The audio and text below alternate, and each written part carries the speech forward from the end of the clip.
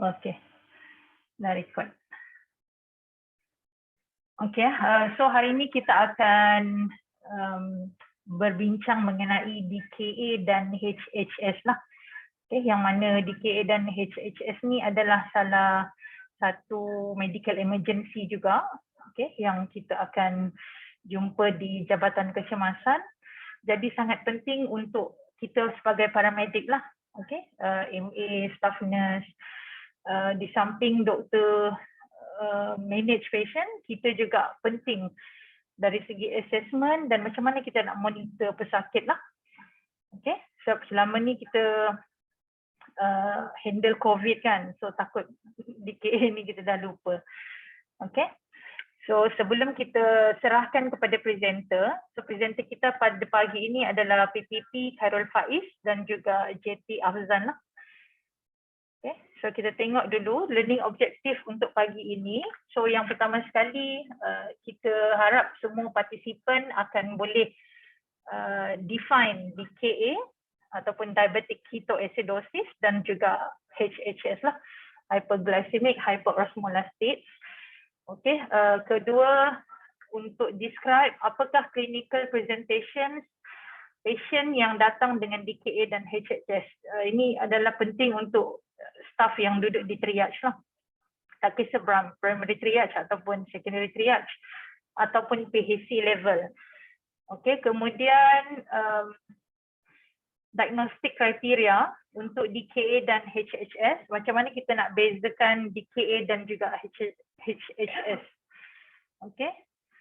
Kemudian adalah explain apakah monitoring untuk patient-patient yang kita diagnose dengan DKA dan HHS.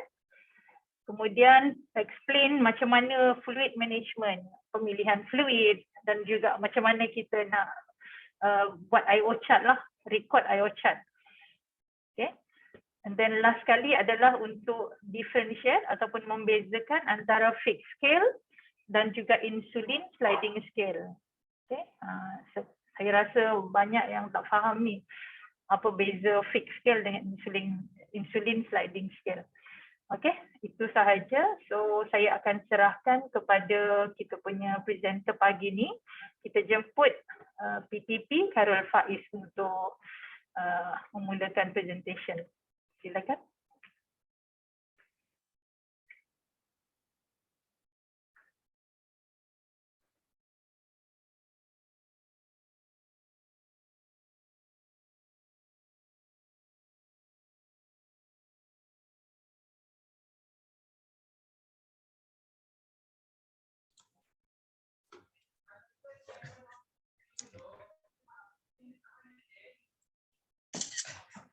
Baik, Assalamualaikum dan selamat pagi semua. Saya PPP Khairul Faiz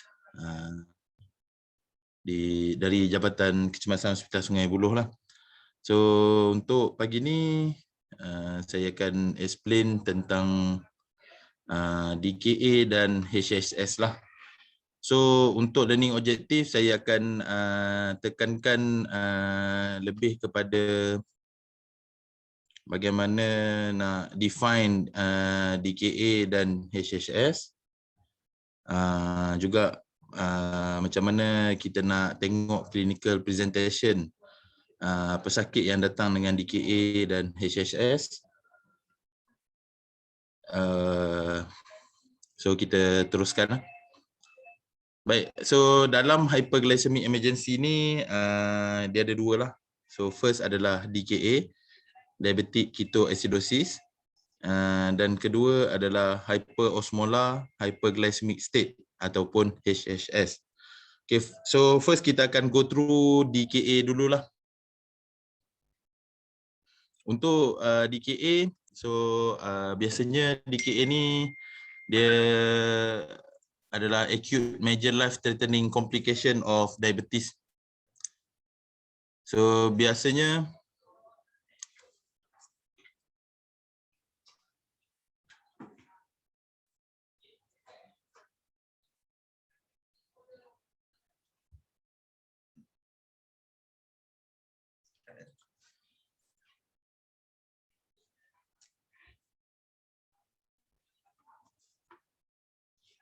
Baik, okey. Minta maaf tadi tak jumpa butang kamera kat mana. Okey, so untuk DKA ni biasanya dia berlaku pada pesakit-pesakit type 1 diabetes. So untuk type 1 ni macam kebanyakan kita tahu, type 1 diabetes ni dia berlaku di kalangan budak-budak ataupun di kalangan orang yang muda lah. So type 1 diabetes, so saya ambil sedikit patofisiologi lah berkenaan dengan DKA ni. So type 1 diabetes ni biasanya berkaitan dengan autoimmune disease. Okay, so autoimmune disease ni maknanya biasanya dia akan attack organ, macam contoh kata macam pankreas. So kita tahu pankreas akan hasilkan insulin. So bila dah di-attack, pankreas kita di-attack, so kita tak akan dapat hasilkan insulin lah dalam badan kita. Jadi badan tak ada langsung insulin. So insulin ni penting untuk dia diperlukan untuk dia membantu proses glukos untuk absorption dalam sel untuk kita convert jadi tenaga lah. Okay.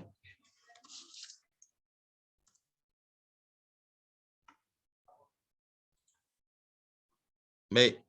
Untuk kita diagnose DKA, CPG menyatakan kita mesti ada 3 benda yang kita mesti inilah. So first adalah capillary blood glucose ataupun DST. Mestilah lebih daripada 11 milimol. Second adalah capillary ketone. Mestilah lebih daripada 3 milimol ataupun urine ketone. Yang kita buat ujian UFAM tu, so dia mestilah nilai dia lebih daripada 2+. Dan ketiga adalah pH. Sebab dia nama dia pun DKA kan. So acidosis, so dia kurang daripada 7.3 ataupun bicarb dia kurang daripada bacaan 15 milimol per liter.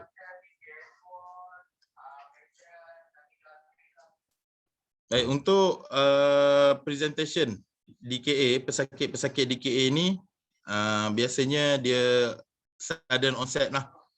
Dan kebanyakan pesakit dia akan datang dengan polyuria, polydipsia. Okey. Dan ada setengah-setengah keadaan dia akan datang dengan altered mental status lah. So untuk kita akan tekankan untuk di triage dan PHC. So kalau kata pesakit datang di triage, untuk kita tengok ataupun kita suspek pesakit tu adalah DKA, so kebanyakannya mereka memang ada non-case diabetes lah. Baik, okey. Yang kedua, mereka akan datang dengan kebanyakannya akan datang dengan muntah ataupun kadang-kadang datang dengan abdominal discomfort lah.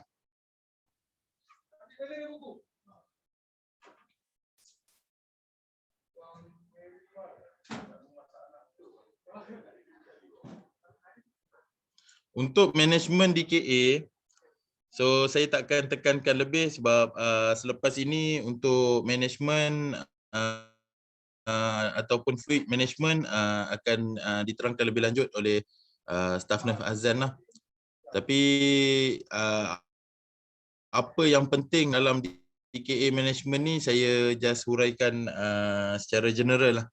So first adalah untuk kita correction fluid loss with intravenous fluid, sebab kebanyakan pesakit-pesakit DKA memang mereka akan datang dengan dehydration lah. So first benda yang penting adalah kita perlu tengok, kita perlu correctkan dia orang punya fluid loss lah. Second, kita correction of electrolyte disturbance ataupun electrolyte balance. kebiasaannya adalah potasium. Ketiga, kita correction of hyperglycemia dengan insulin lah. So memang dia akan start drip, IV drip dan VI infusion insulin. Treatment of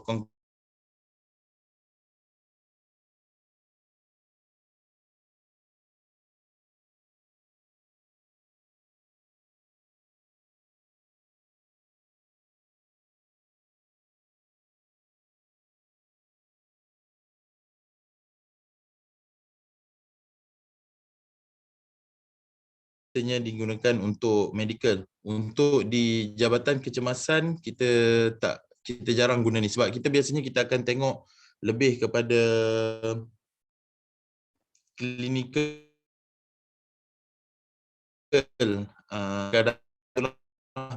so kalau kata severe dehydration biasanya kita akan kita akan gunakan berat badan pesakit.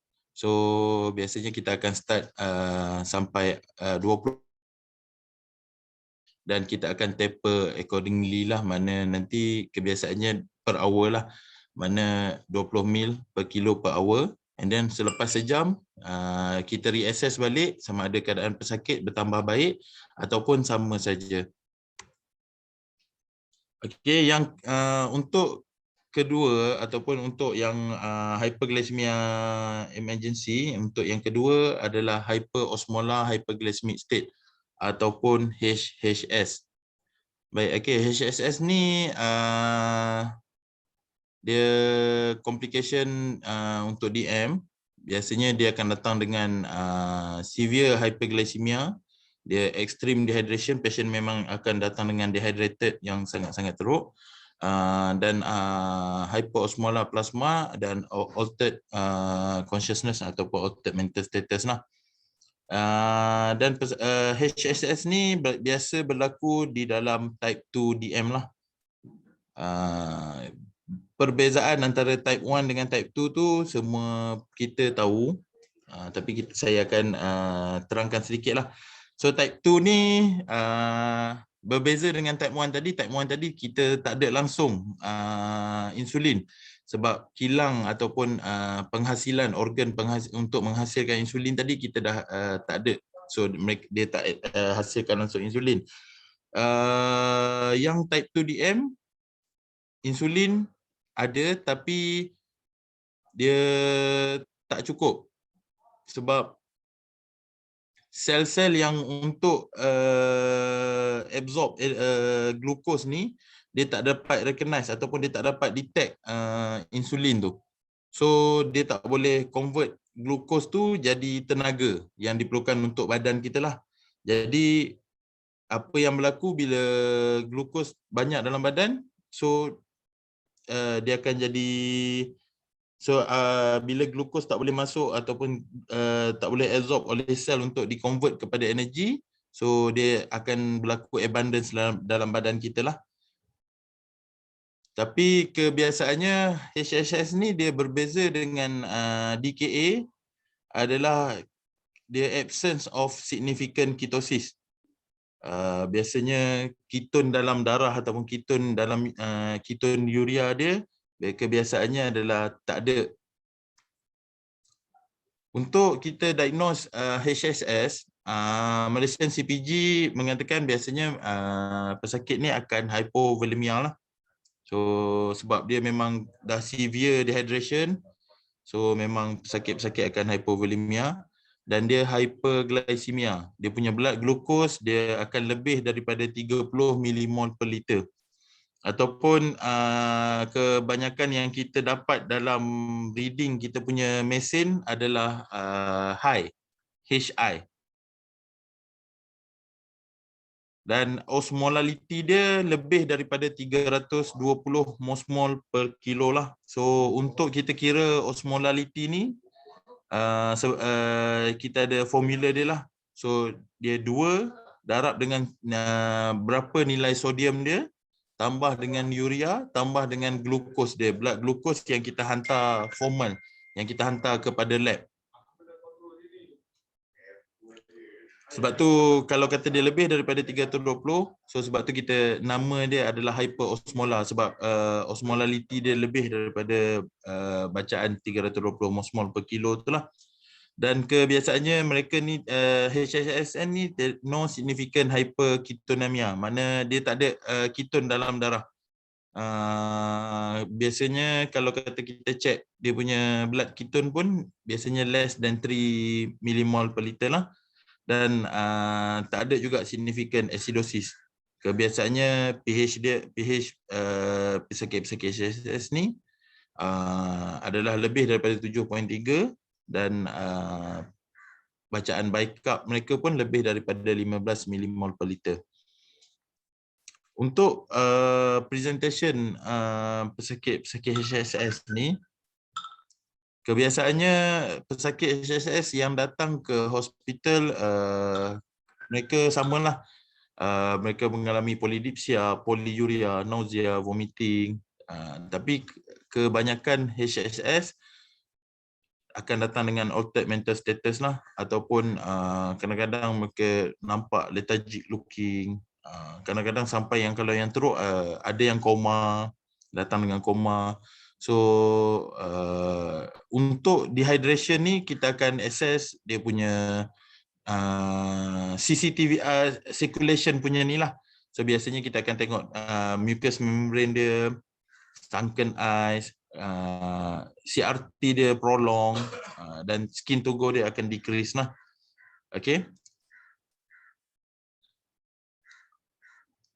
Untuk HSS management ataupun kita punya goals of management, biasanya kita akan replace fluid and electrolyte loss lah. So sebab patient datang dengan severe dehydration, so kita first adalah kita akan replace fluid dia dan electrolyte losses dia lah. Second, kita akan normalize the osmolality. Third, kita akan normalize dia punya glucose dengan insulin. Dan keempat, prevention of complication. Untuk presentation, kalau kata di triage, apa yang penting adalah untuk kita assess sama, kita perlu assess sama juga, makna kita back to basic. Kita perlu assess bermula daripada airway, breathing, circulation dan juga disability. So untuk kita tengok airway, sebab apa kita perlu tengok airway? Sebab kadang-kadang kan pesakit-pesakit HSS biasanya mereka akan datang dengan severe dehydration ataupun altered mental status. So kita takut airway dia compromise. Okay. So untuk breathing, kita kena tengok dia punya breathing effort lah. Kalau kata patient tachypnea, kebiasaannya patient tachypnea sebab badan mereka tengah cuba untuk compensate untuk dengan keadaan HSS tu. So untuk circulation macam biasalah, circulation ni yang macam kita cakap, macam saya cakap tadilah, kita akan assess CCTVR mereka lah. Dan suka saya ingatkan kat sini, makna untuk breathing kadang-kadang macam dengan keadaan kita sekarang, tapi ni untuk yang DKA lah, saya dah termiss tadi. Untuk DKA kadang-kadang bila di triage, apa yang kita boleh kesan dengan pesakit-pesakit DKA ni adalah co-small breathing ataupun sebab terlalu banyak keton, so pernafasan mereka ada berbau keton. Tapi sebab keadaan sekarang kan COVID, dengan kita pemakaian full PPE, kita pakai N95, so benda tu susah kita nak assess. Jadi apa yang kita boleh tengok ataupun apa yang penting adalah kita perlu tahu bagaimana untuk bezakan pernafasan antara pesakit yang DKA HSS ni dan juga pesakit-pesakit yang datang dengan komplain SOB ataupun yang lungs problem. Sebab kedua-dua akan datang dengan terkip ni. Tapi kita kena tengok breeding effort ataupun pattern of breeding mereka macam mana. So kita perlu tahulah untuk bezakan kalau biasanya pasien-pasien yang COPD, mereka akan datang dengan biasanya akan datang dengan tripod position. Okay. So breathing effort mereka akan cuba untuk tarik nafas dengan lebih dalam lah. Tapi untuk yang pesakit-pesakit HHS, DKA ni, mereka take ni yang macam shallow breathing lah.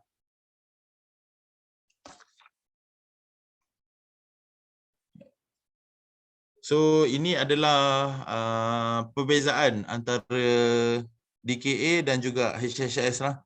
So kebiasaannya blood glucose untuk DKA adalah macam yang kita cakap dekat Malaysia punya CPG tadi. Tapi untuk blood glucose untuk HHS kebiasaannya mereka akan lebih tinggi lah. Untuk pH value mereka, pH value untuk DKA kebiasaannya akan kurang daripada 7.3 lah. Dan untuk HHS akan lebih daripada 7.3. So insulin dan yang lain-lain lah, macam demografi macam saya cakap tadi lah, mostly dia akan datang dengan type 1DM lah. Dan untuk HHS dia akan datang dengan type 2DM. So insulin activity memang macam yang saya cerita, dia absolute functional insulin deficiency, mana memang tak ada langsung insulin lah. Dan untuk HHS masih ada tapi sel tak boleh recognize insulin tu. Jadi itu sahajalah. Okay. So yang ni saya ambil sedikitlah untuk fluid ataupun pemberian IV fluid lah. So ada special attention lah yang kita perlu beri untuk pesakit. So first adalah pesakit-pesakit elderly, second pregnant, third pediatric cases. Yang keempat kalau kata pasien tu ada CCF ataupun pasien tu ada CKD yang ada fluid retention. Dan yang kelima yang ada serious comorbid yang lain. So ini reference saya lah. Dan itu sahaja. Sekian, terima kasih.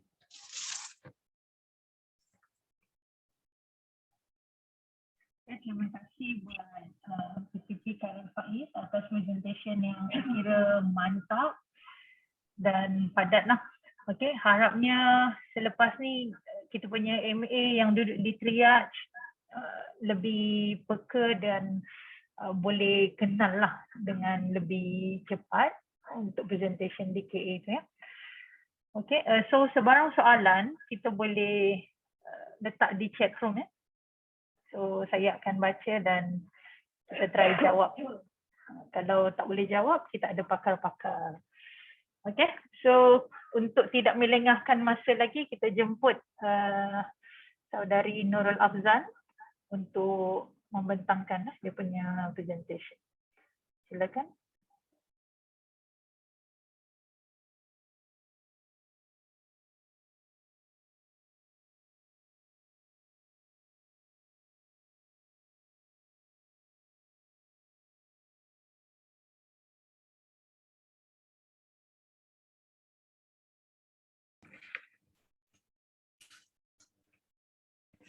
Assalamualaikum dan selamat pagi. Saya Staf Nurul Afzan Abdul Rahman, JT di Jabatan Kecemasan Hospital Sungai Buloh. Hari ini saya akan bentangkan pasal management DKA and HHS di Jabatan Kecemasan lah.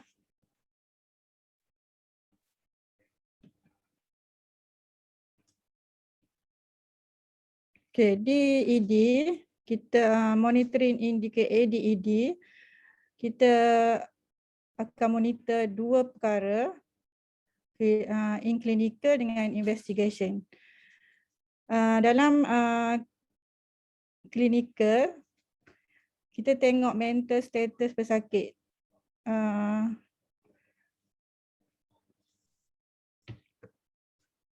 Kita tengok GCS patient macam mana masa dia datang. Selalunya patient in DKA, GCS patient selalunya dia akan drowsy, lethargic. Lepas tu CCTVR, assess color, capillary refill, temperature, pulse volume dengan pulse rate patient lah. Lepas tu ambil vital sign macam biasa, tekanan darah, SpO2 semua tu lah. Lepas tu kita akan monitor uric output. Untuk adult 0.5 hingga 1 ml per kg per hour. And PITS 1 hingga 2 ml per kg per hour. Kita akan monitor patient selepas kita memberi rawatan mengikut keadaan pesakit.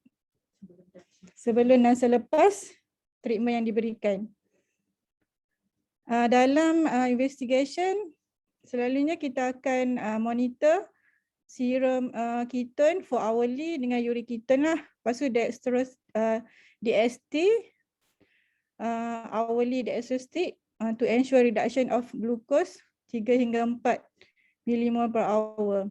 Maknanya kita akan monitor dextrostic hourly, kita akan tengok penurunan dia 3 hingga 4 mmol per hour. Kita tak nak turun dengan cepat atau tak naklah dia berada tahap yang sama. Lepas tu doktor akan ambil blood untuk RBS dengan blood investigation lain lah seperti potassium, lactate untuk 4 hourly.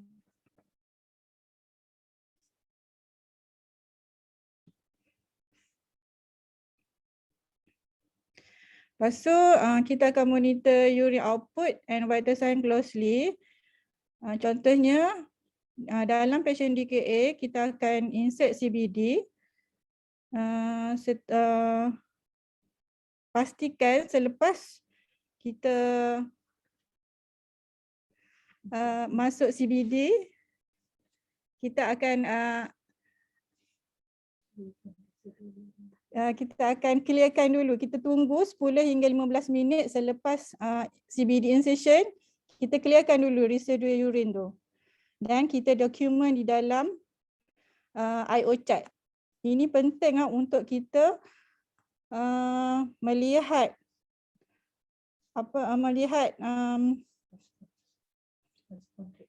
respon treatment yang kita berikan. Lepas tu kita akan tengok potassium level. Jika potassium kurang 2.5 hingga 5 mmol per liter, doktor akan arahkan kita untuk tambah 0.5 hingga 2 gram KCl in each pint. Jika potassium kurang 2.5 mmol per liter, selalunya doktor akan arahkan kita untuk buat fast correction, iaitu 2 gram KCl in 200 ml normal snap in 2 hours with cardiac monitoring.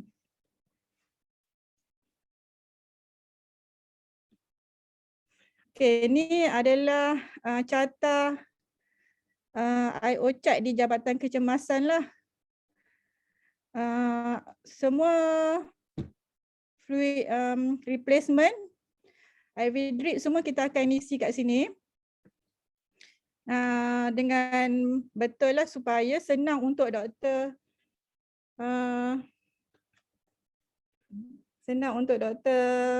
memonitor balik. Adakah cukup fluid yang kita bagi dekat pesakit, dan doktor akan assess balik. Dan pastikan IO chart ni dibuat dengan betul lah dan ditutup untuk setiap shift. Ini adalah IO chart yang digunakan di ward, dan kemungkinan kita akan pakai IO chart inilah Sebab yang ni senang untuk tengok untuk 3 shift.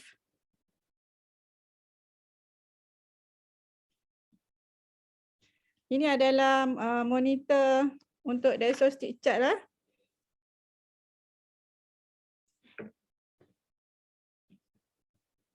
Okay, fluid management of patient with DKA and HHS.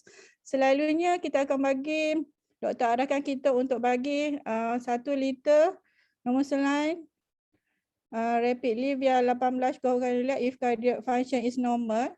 Lepas tu replace the estimate 6 to 10 liter fluid loss within 24 hours to 48 hours with normal saline. Kita tengok juga clinical condition patient tu macam mana. Iaitu 1 liter over first hour, 1 liter over next 2 hours, 1 liter over next 4 hours dan 1 liter over next 8 hours. Yang ni semua kita akan kita catat dalam IO chart patient tadi. Lepas tu bila dah replace the estimated ni, kita akan tukar dan 250 hingga 500 ml per hour of normal saline depending on hydration status until blood sugar is 15 mmol per liter. Blood sugar level, kalau blood dextrostic kurang daripada 15 mmol, doktor akan order untuk switch to D5 or normal saline D5 at 125 to 250 ml per liter. Ini untuk mengelakkan penurunan dextrostic secara mendadak yang boleh menyebabkan cerebral edema kepada patient. Lepas tu kita akan assess balik blood pressure dengan heart rate frequently. Jikalau BP patient systolic 90 ke bawah, doktor akan arahkan kita untuk continue bagi bolus kat pesakit lah. Lepas tu kita akan monitor intake and output for sign of fluid overload.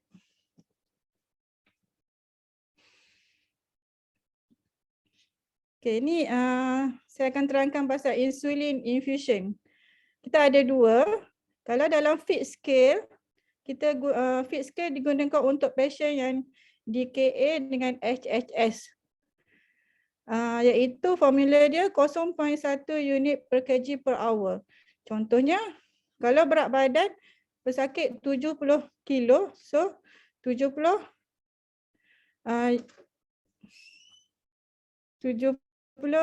kilo, 70 darab 0.5 unit per kg per hour, 7 mils per hour. Kalau dalam sliding scale, kita gunakan untuk uncontrolled DM in critically ill and sepsis. Yang ni sliding scale ni kita ada ikut chart dia lah.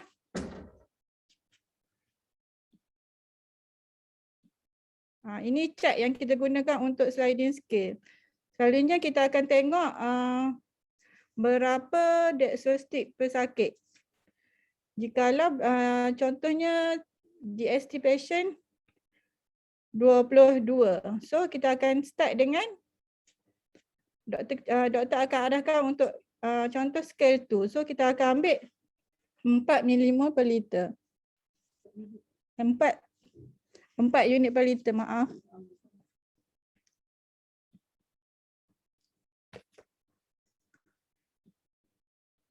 Okay, ni cara untuk prepare insulin infusion.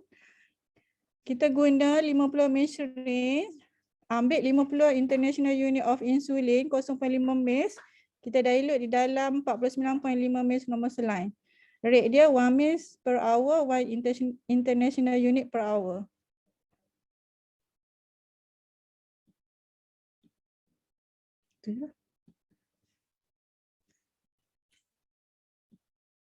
Okay, itu saja reference saya dapat daripada CPG Management of Type 2 Diabetes Mellitus dengan HSB Pharmacy Drug Dilution.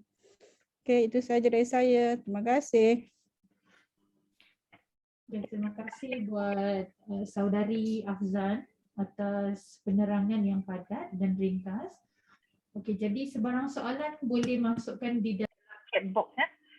Sekarang ni kita dah ada satu soalan. Ini saya rasa untuk saudara Khairul Faiz lah. Okey, boleh terangkan kenapa pesakit DKA dapat SOB? SOB ni adalah shortness of breath lah.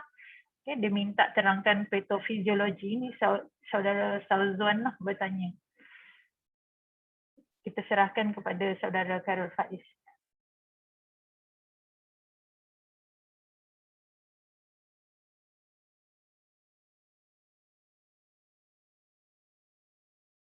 Faiz?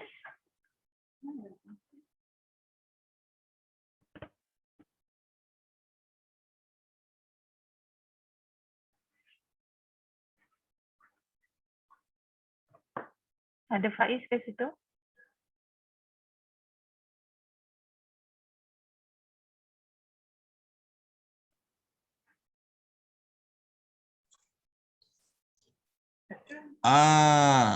Baik, okey. Dah ada soalan ya.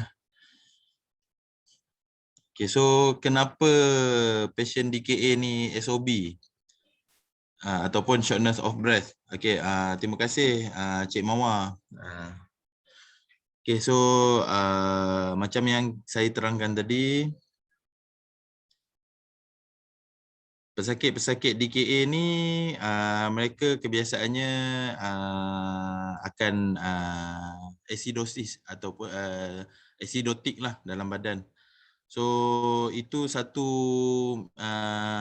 mekanik ataupun satu respons dari badan kita untuk kita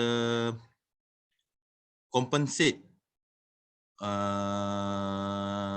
tubuh badan kita untuk keluarkan ataupun untuk clearkan acidosis tu. So kita akan jadi SOB sebab kita nak kurangkan CO2 dalam badan. So sebab tu pesakit-pesakit akan bernafas dengan laju lah. Okay. So itu sahaja daripada saya. Terima kasih. Kembali kepada Cik Mawar. Okey, terima kasih Faiz. So, saya rasa soalan tu terjawab lah. Okay.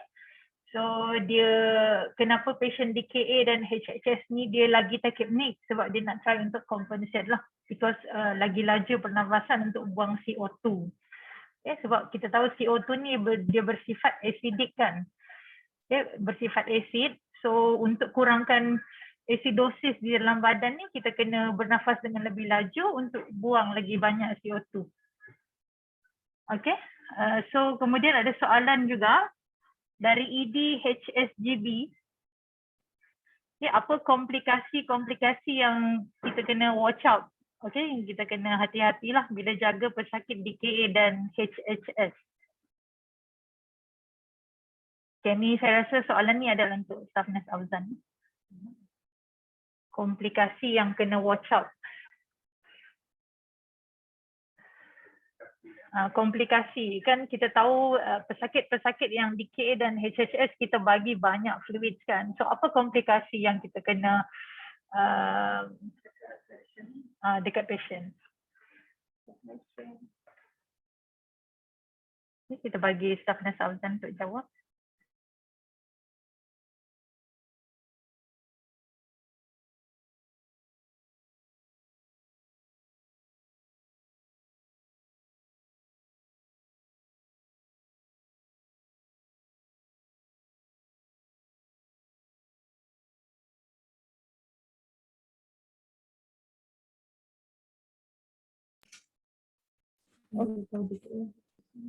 Okay, terima kasih kepada yang bertanya. Okay, komplikasi untuk yang kita kena tengok untuk jaga pesakit ni, macam saya ceritakan tadi pasal hydration pesakit. Kita jangan bagi terlalu banyak dan terlalu sikit. Kalau kita, sebab tu doktor arahkan untuk bagi fluid mengikut body weight dan regime. Contohnya 1 liter over 4 hours, 1 liter over 2 hours. Lepas tu doktor akan assess balik untuk pastikan pasien tidak overload dan untuk pastikan juga hydration pesakit cukup. Lepas tu bila kita bagi fluid yang banyak, kita akan tengok pula elektrolit pesakit.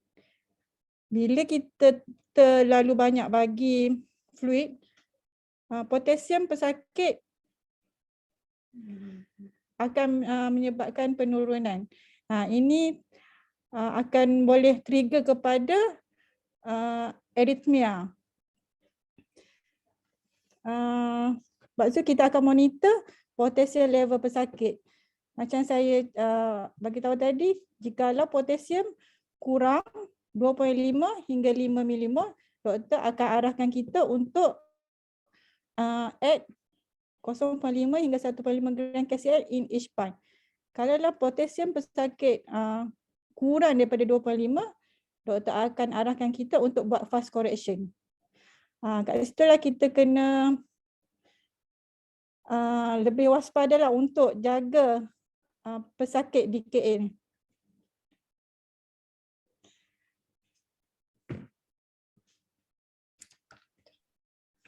Okay, so kita ada juga beberapa soalan. Contohnya pasal IV line lah. Berapa banyak IV line yang kita kena masukkan untuk seorang pasien DKA. Okay, kemudian soalan daripada Syamil. Macam mana kita nak manage fluid untuk pasien-pasien yang ada ESRF ataupun yang ada ROF. Okay, dan satu lagi daripada Encik Zulfaiz. Selain normal saline, ada solution lain tak yang kita boleh guna kepada pasien DKA? So ada 3 soalan lah di sini. So bagi-bagilah. Mungkin Staff Nurse Azan boleh jawab yang pasal IV line. And then Khairul Faiz boleh jawab yang untuk management yang ada ESRF tu. Dan normal saline. Okay, boleh. Okay, untuk berapa banyak IV line sepatutnya untuk seorang pesakit DKA, selalunya doktor akan insert 3 large bore IV line lah. Satu untuk bolus IV drip, satu untuk maintenance yang doktor akan order 6 pints over 24 hours. Yang bolus tu untuk 1 pint over 1 hour. Lepas tu satu lagi untuk insulin infusion lah. Okay, Staff Nurse Azan, kita boleh kongsi ke line untuk insulin dengan fluid? Selalunya doktor tak galakkan lah sebab dia akan menyebabkan dilution insulin, bukan akan menyebabkan concentration insulin infusion tu tak mencapai apa yang kita nak. Sebab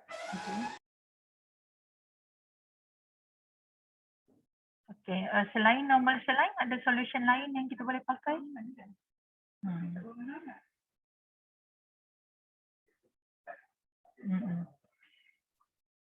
So pasal kita bagi Faiz jawab untuk yang management fluid untuk yang patient ada ESRF dulu lah. Boleh Faiz?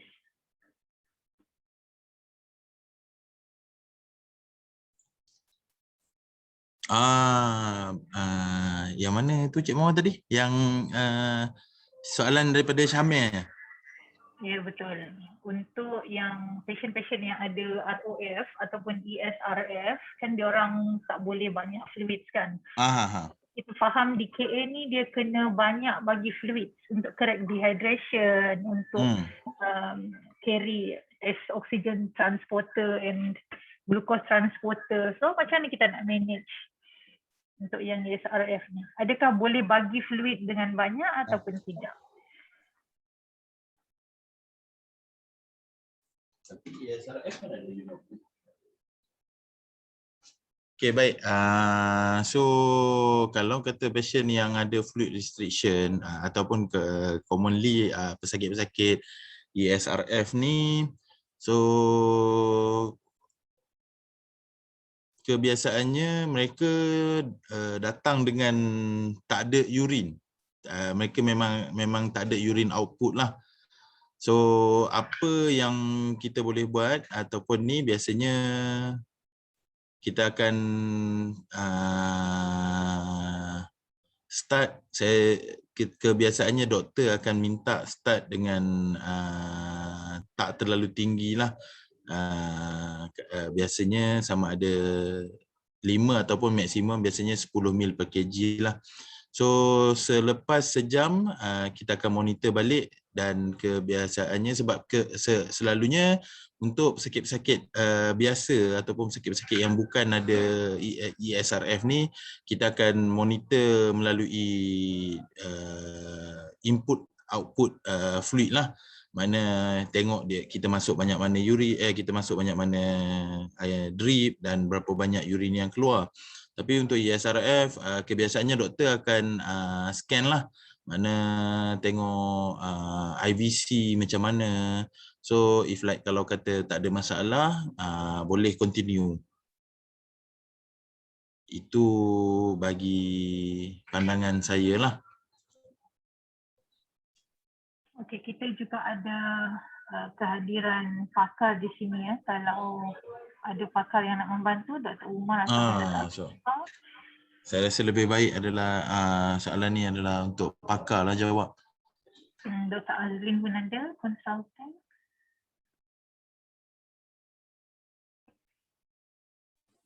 Banyak lagi soalan tu. Semua dah jawab Ni belum. Yang selain nombor selain.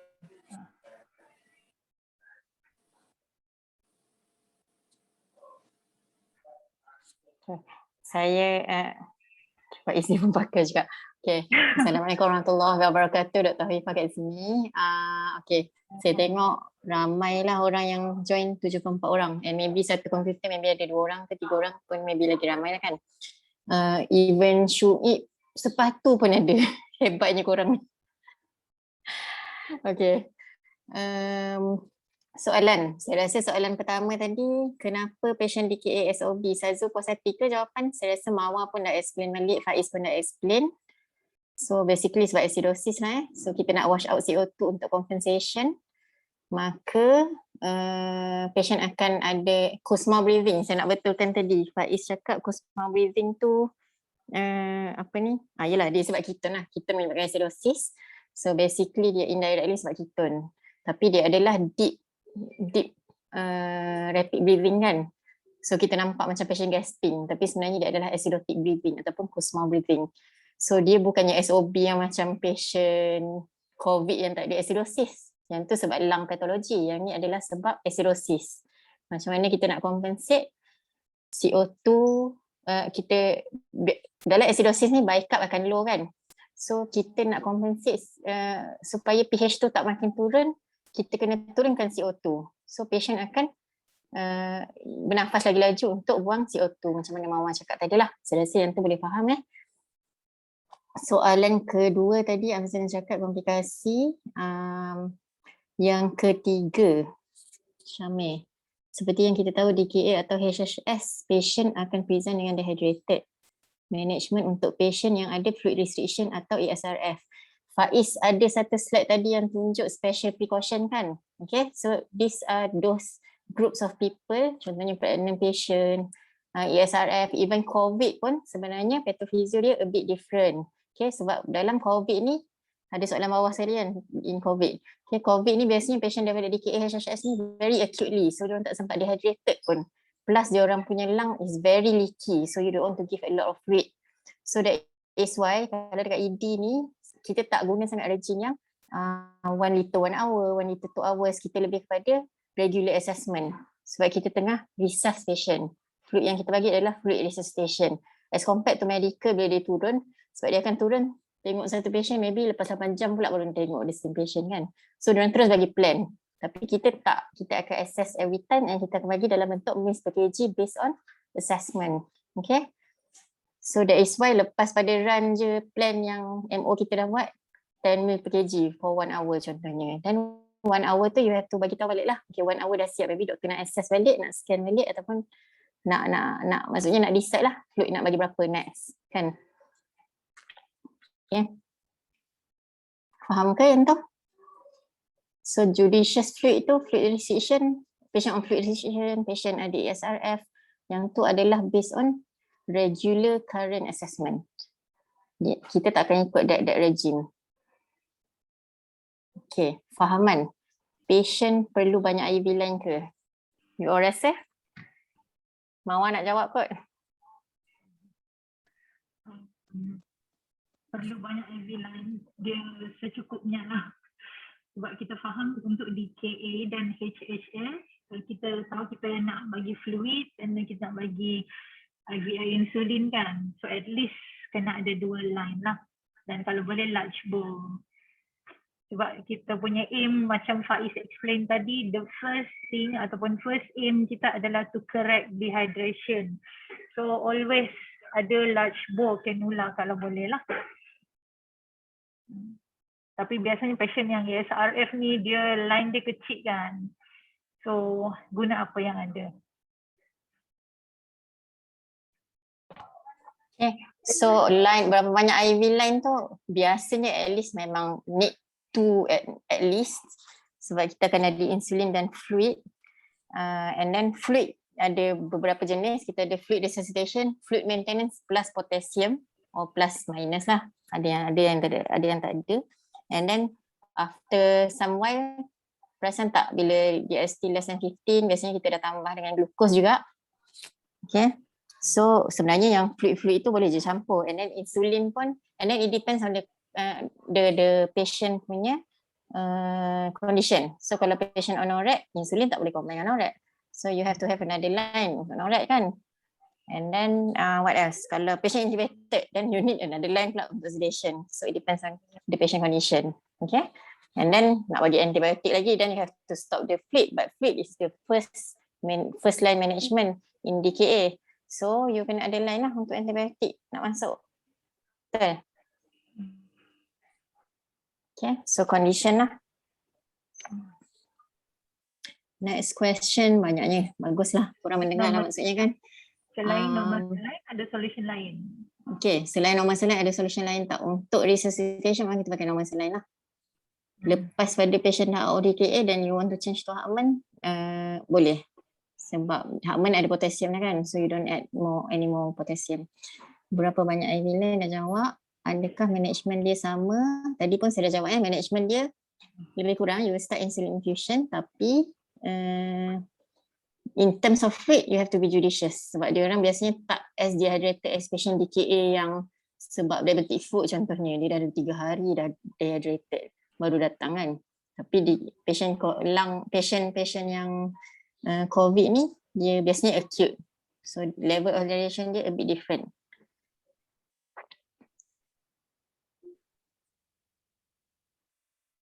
Ada soalan lain ke? Share sikit untuk karakter DKA.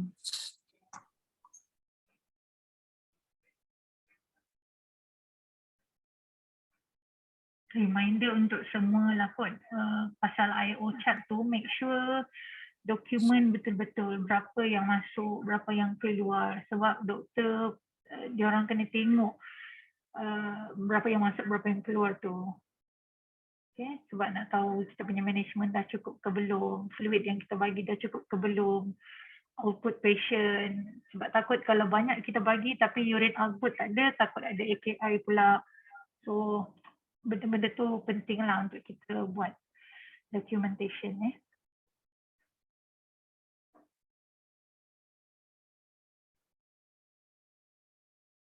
Ada soalan lain ke sebelum kita tamatkan CNE ni? Okay, Sazu ada share sikit. Thank you Sazu. Apa ni? Character of DKA, hypoglycemia, ketone and metabolic acidosis. Nama apa kan? Diabetic, keto, acidosis. So diabetic must be DKA, diabetic lah. So increase glucose, ketone and then acidosis. Tapi betul, by CPG pun dia kena ada hypoglycemia more than 11. Tapi Actually ni saya just nak bagi tahu je lah untuk general knowledge. Sebenarnya bila we learn deeper, there is such thing as kita panggil euglycemic DKA. Maksudnya dia normal glucose tapi dia still DKA. Okay. So tapi yang tu lain level lain sikit. Tak apalah, yang tu bila dah buat diagnosis as euglycemic DKA, there is such thing lah. So takut nanti korang fix sangat. DST kena 11 juga orang boleh DKA. Saya cuma nak ulang sebelum tutup saya cuma nak ulang balik yang Afzan cerita tadi berkenaan fix dan apa tadi? Fix dan sliding scale. Fix scale dan sliding scale. Korang faham ke macam mana penggunaan dia, macam mana nak adjust? Saya pun dah lama tak masuk floor, to be honest. Tapi last time saya nampak kita guna sliding scale, sometimes di patient tu 18 sampailah ke sudah. Tak ada orang adjust pun berapa mil per hour insulin tu. Okay, that was masa kita busy lah. Tapi maybe we can learn. Saya harap semua orang pun memang dah pandai lah nak adjust. Tapi can we, everyone faham ke macam mana nak adjust tu? Kalau tak, saya buka Excel, saya tunjuk dan teka kat korang nak.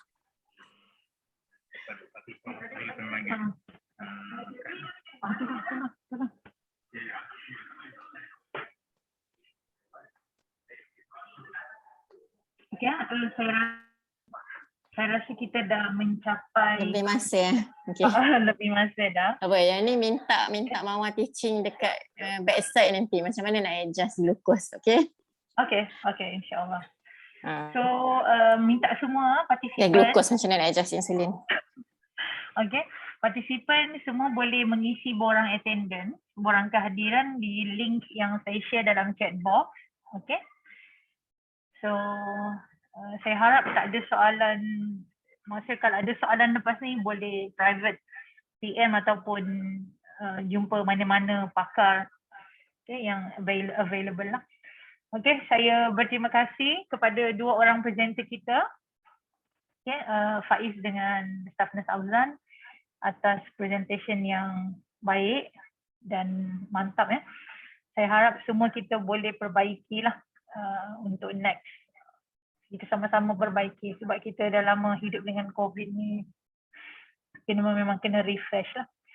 Okey, terima kasih kepada semua yang telah menghadiri kita punya sesi CNE pagi ni. InsyaAllah lepas 2 minggu nanti kita akan ada CNE lagi. Okay, bertajuk anaphylaxis dan allergic reaction lah. Okay, stay tune. Okay, thank you everyone. Okay, bye.